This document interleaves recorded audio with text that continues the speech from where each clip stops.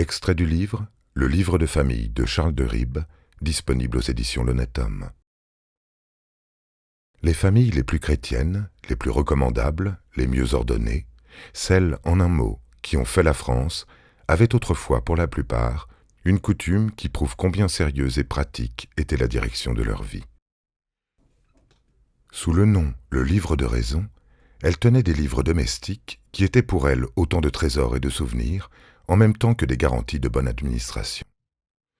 On découvre à peu près partout, et sous des formes très diverses, des traces de cette coutume. Mais c'est particulièrement dans le Midi qu'elle se montre établie, d'une manière à peu près générale, au sein de toutes les classes ayant quelque culture. Ou, du moins, c'est là que se sont conservés le mieux, et en plus grand nombre, les monuments originaux qui la caractérisent et qui en font à nos yeux une institution. À l'aide de documents si précieux et si probants, nous avons dit ailleurs ce qu'ont été jusqu'à nos jours les familles vraiment dignes d'être proposées comme modèles. Nous avons décrit leurs mœurs, leur manière d'être, leurs conditions d'existence, de progrès et de stabilité, leurs traditions, et enfin l'action que leur vie, ainsi soutenue à travers les vicissitudes des temps, avait sur la vie religieuse, morale, économique et publique du pays. Aujourd'hui, il n'y a plus lieu de refaire à leur sujet une œuvre d'histoire. C'est une pensée toute pratique qui nous occupe.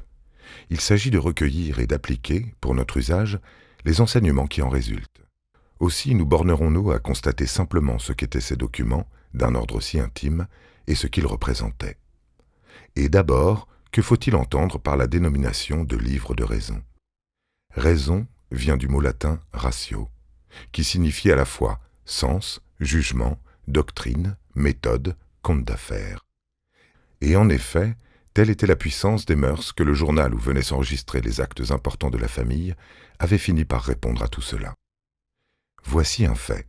Nous le citerons avec d'autant plus d'intérêt que nous avons connu dans son âge mûr l'auteur du texte qu'on va lire. Mieux que les raisonnements, ce fait montrera combien le retour à la tradition répondrait aux propensions naturelles et impérissables du cœur, à quel besoin profond et toujours actuel il donnerait satisfaction. Il y a une quarantaine d'années, dans un canton rural de la Provence, un homme jeune encore se trouvait appelé par la mort de ses parents à prendre la direction de ses affaires. Il appartenait à une de ces vieilles et respectables familles de bourgeoisie, hélas, aujourd'hui presque éteintes, dont les vertus patriarcales étaient pour les populations agricoles au milieu desquelles elles vivaient, autant d'exemples tout-puissants du bien, de l'esprit de sagesse et de dévouement. Marié depuis peu, il avait à continuer dans son pays une longue lignée de braves gens qui ne l'avaient jamais quitté. La naissance d'un fils venait de lui donner une grande joie, et son éducation était déjà l'objet de ses préoccupations. Sur elle se concentraient des sollicitudes d'autant plus vives qu'elles étaient pour lui toutes nouvelles. Il y pensait comme l'artiste à la statue qu'il ébauche, comme le poète au poème où il met le trop-plein de son âme. Mais lorsqu'il s'interrogeait sur la mise en œuvre de ses programmes, et qu'il envisageait froidement la réalité, il se voyait bien mal préparé à enseigner à son enfant ce qu'il n'avait appris pour lui-même que très imparfaitement. Il avait eu des succès dans ses études. Au sortir de l'école de droit, il avait un peu tout effleuré sans rien approfondir. Alors, rebuté par des travaux trop sérieux, qui lui semblaient incompatibles avec sa vive imagination et avec ses aptitudes, il s'était tourné du côté de Paris. Il croyait pouvoir, comme tant d'autres, y faire son chemin et s'y créer une carrière qui répondit à son idéal de progrès et de bonheur. Et il avait obtenu de ses parents l'autorisation d'aller au moins y essayer ses forces. Là encore, il avait rencontré bientôt la désillusion. Enfin, fatigué de ses vaines expériences, il était rentré dans son pays natal. Il y avait retrouvé le calme, en apparence plat et monotone de l'existence provinciale, au sein de laquelle les devoirs s'imposent dans toute leur étendue et avec toute leur sévérité. Son esprit, surmené jusqu'alors dans le tourbillon de Paris, se sentait mal à l'aise au fond d'une petite ville. Il demeurait inquiet et flottant. Dès lors, comment aurait-il su ce qu'est une éducation ? Ses impressions furent plus profondément poignantes le jour où il se vit seul à son foyer, avec sa femme et son jeune enfant, et quand, devenu chef de famille, ses épaules furent tout d'un coup chargées du poids du gouvernement d'une maison. Plus tard, il nous les rappelait. Il nous disait quel avait été son premier désarroi. Combien ne regrettait-il pas, à ce moment, d'avoir trop partagé les entraînements des jeunes gens de son âge vers les nouveautés à la mode, et d'avoir si peu profité de la société et de l'expérience de ses vieux parents.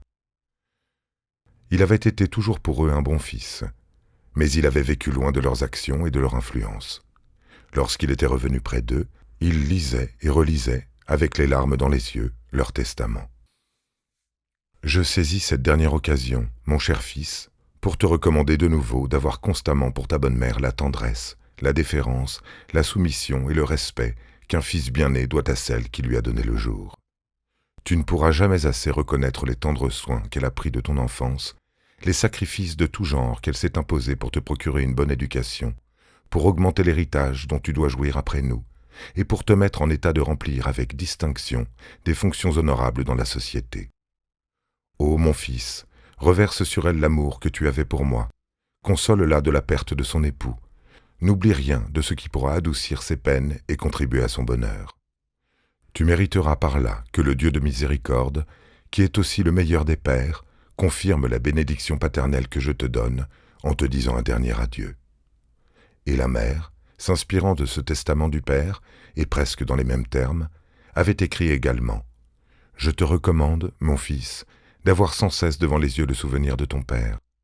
Tu ne peux pas avoir de guide plus sûr dans le chemin de la vertu. Ô mon fils bien-aimé, conserve de nous un fidèle souvenir. Rappelle-toi toujours combien nous t'aimions. Reporte sur ton épouse chérie et sur les enfants qu'il plaira à Dieu de te donner l'amour que tu avais pour nous. Que notre souvenir vive au milieu de vous, c'est le dernier vœu d'une mère. Le lieu de miséricorde nous réunira tous un jour. Et c'est dans cette ferme espérance que je te donne, à toi et aux tiens, ma bénédiction maternelle. » Ce fils, objet de telle tendresse, ne comprenait la valeur incomparable d'un semblable trésor qu'à l'heure même où il venait de lui être enlevé. Combien de fois, depuis, s'était-il reproché de l'avoir trop négligé? Mais, alors même qu'il nous initiait à ses regrets, pour nous en faire le sujet d'enseignements utiles, il ne nous disait pas tout.